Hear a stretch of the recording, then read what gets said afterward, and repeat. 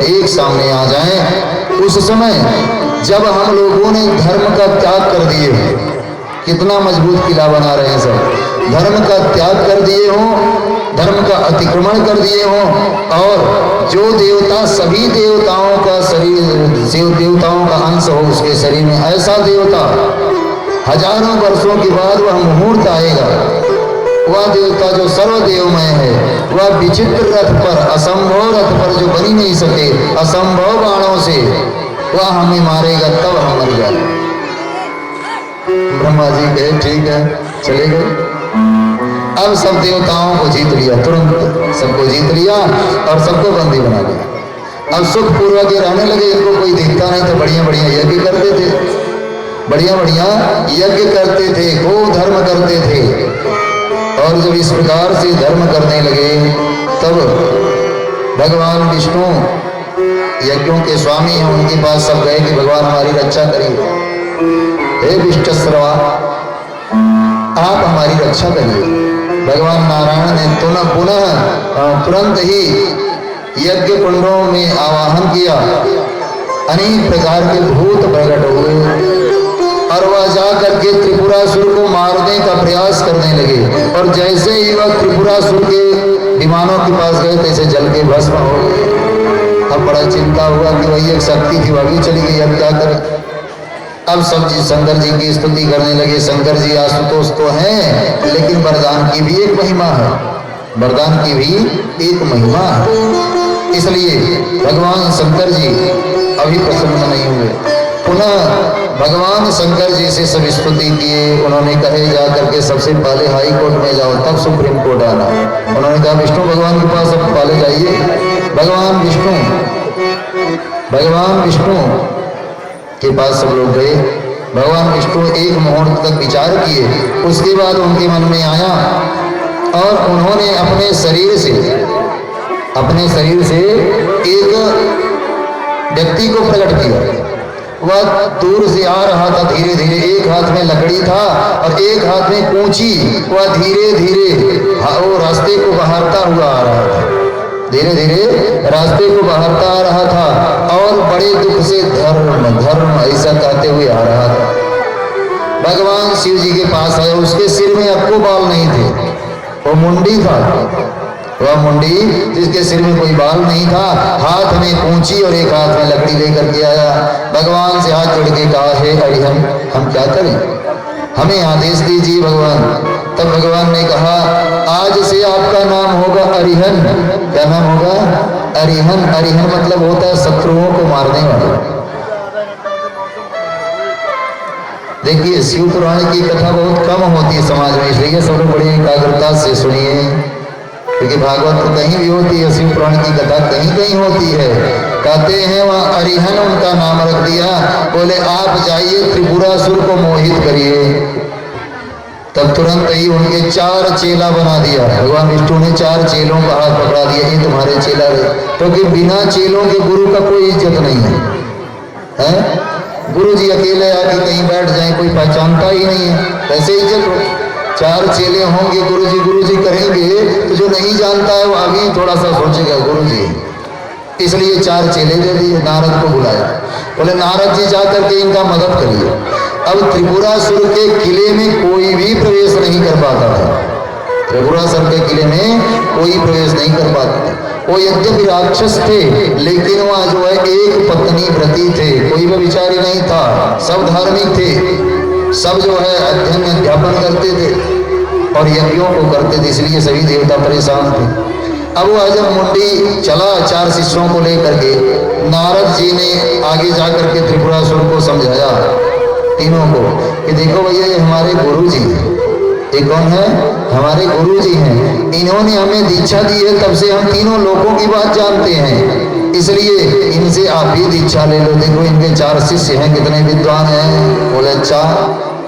बोले कोई भी अपरिचित, कोई भी जो तपस्या नहीं करता है, ऐसा व्यक्ति त्रिपुरासुर के यहाँ नहीं घुस सकता।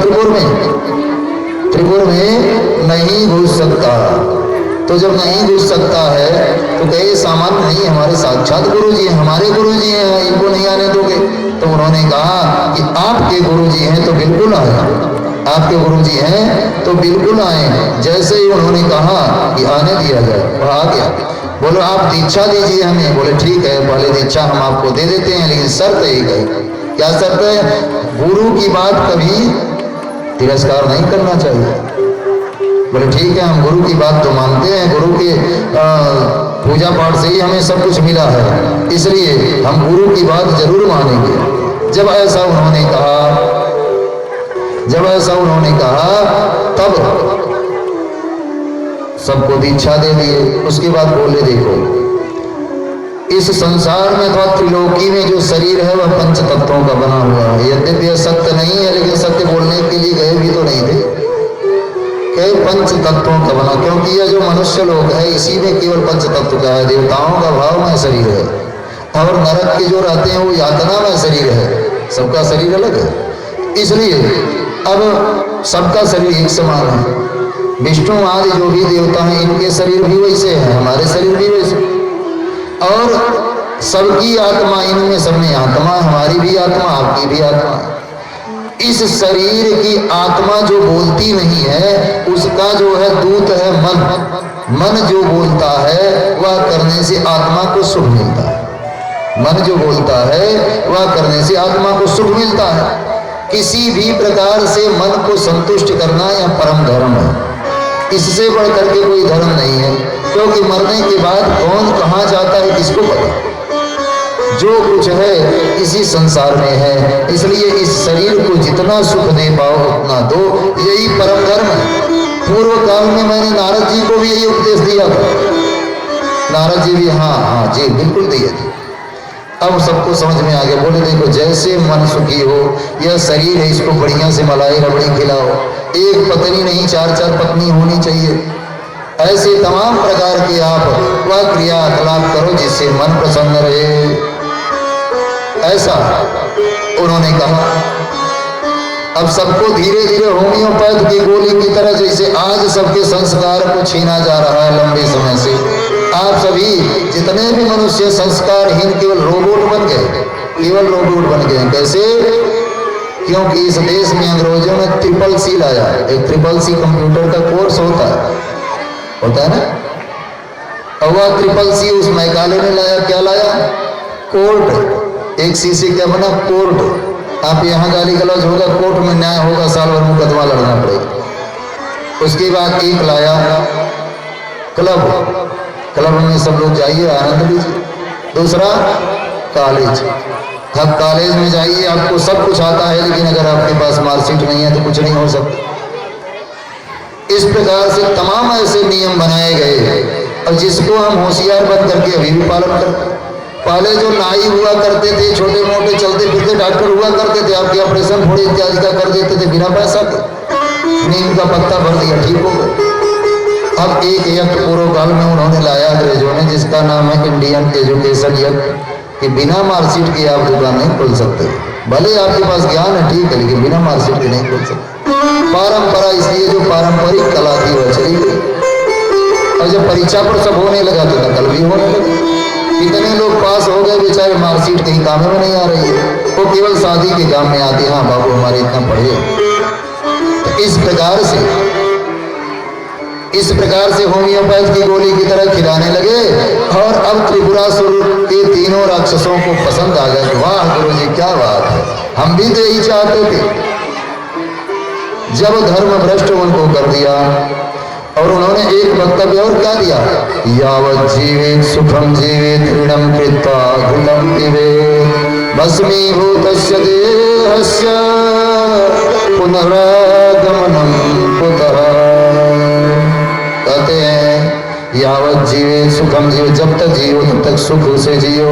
अपने खेत में गाजर न लगी वो छोरी से उखाड़ के लाओ, खाओ, मस्त रहो। क्यों 6 महीना परेशान हो? पैसा नहीं है तब क्या करें, कैसे सुख मिलेगा? क्योंकि कहते हैं विद्या ददाति विनयम विनयम याति पात्रताम पात्रत्वात् धनमाप्नोति धनात् धर्मस्ततः सुखम। नियम से अगर विद्या विनय देगी, विनय से आप में पात्रता आएगी, और पात्रता जब आएगी तब आपके पास धन और मित्र होंगे, धन होगा, और धन होगा तो धर्म करेंगे, धर्म करेंगे तो सुख करेंगे। इसने कहा ऐसा कुछ नहीं है। जब तक जियो तब तक सुख से जियो। आपके पास पैसा नहीं है, कर्ज लो, लेकिन घी पियो, बढ़िया से बढ़िया चीज खाओ, क्योंकि इस शरीर जब इसको मर जाने के बाद जला दिया जाता है, पुनरागमन कुतः, कौन देखा है कि पुनर्जन्म होता है कि नहीं होता। इसलिए खूब खाओ, मस्त रहो। अब सब धर्म भ्रष्ट हो गए, सब धर्म भ्रष्ट हो गए, विचार में प्रवृत्त हो गए। देखिए, लंबे समय से अगर गलत बात अपने मन में विचार करते रहो तो एक समय में वह मन स्वीकार लेगा कि यही सही बात है, यही सही बात है। अब भगवान के जो पूजने वाले हैं किसी से विरोध नहीं करते, लेकिन दुनिया वाले उनसे विरोध करते हैं। उनका भी पक्ष रहता है कि हम अन्याय नहीं करते, हम तो धर्म की बात करते, हम तो न्याय की बात करते, हम मानवता की बात करते। हमारा पक्ष है स्त्रियों को देवियों के समान पूजक बनाए, उनका सम्मान हो, सुरक्षा हो।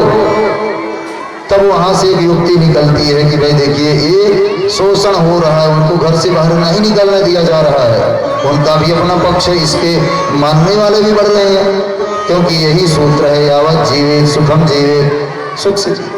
अब जो है सब भगवान के शरण में तुरंत गए कि भाई अब मुहूर्त आ गया। सभी 100,000 वर्षों तक ऐसे इंतजार किए। अब जो है वह सुंदर समय आ गया जब वह त्रिपुरा सुंदर विमान एक सिधाई में आ गए, सब स्तुति करने लगे। तब जो है भगवान विष्णु शंकर जी एक बार प्रकट होकर अंतर्धान हो गए। विष्णु ने कहा ऐसे काम नहीं चलेगा, एक मंत्र बताया उन्होंने, ओम नमः शिवाय शुभम कुरु कुरु, ओम शिवाय नमः।